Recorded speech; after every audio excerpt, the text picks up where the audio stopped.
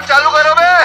अब आशुतोष, ये राहुल गांधी की जाति, जब से अनुमा जी कह रही हैं जाति नहीं पूछी थी, उन्होंने एक तरह से गाली दी थी, अपमान किया था।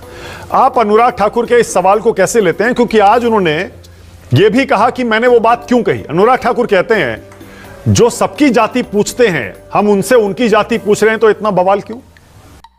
मैं तुम्हें अभी समझाता हूं।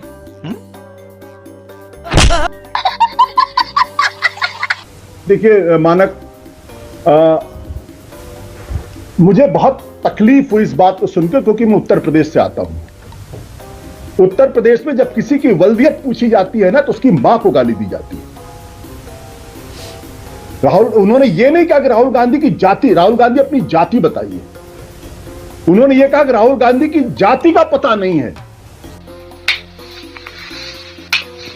ये सब क्या देखना पड़ रहा है? अच्छा है मैं अंधा हूं। यानी आप दरअसल राहुल गांधी की वल्दियत को पूछकर उनकी मां को गाली दे रहे हैं। अगर इतनी भी समझ अगर भारतीय जनता पार्टी के लोगों के अंदर नहीं, तो मुझे कुछ नहीं कहना इसके बारे में। और अगर प्रधानमंत्री को इसमें ह्यूमर दिखाई पड़ता है, तो मैं कुछ नहीं कह सकता, मैं सिर्फ ईश्वर से प्रार्थना कर सकता हूं। और जहां तक अनुराग ठाकुर की बात है, अनुराग ठाकुर कौन है?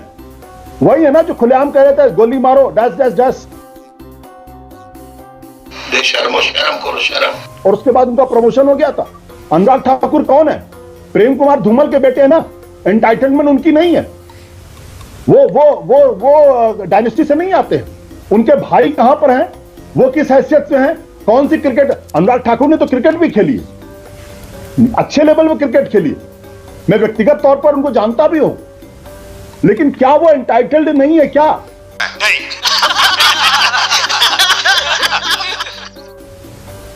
उनके पिताजी क्या थे?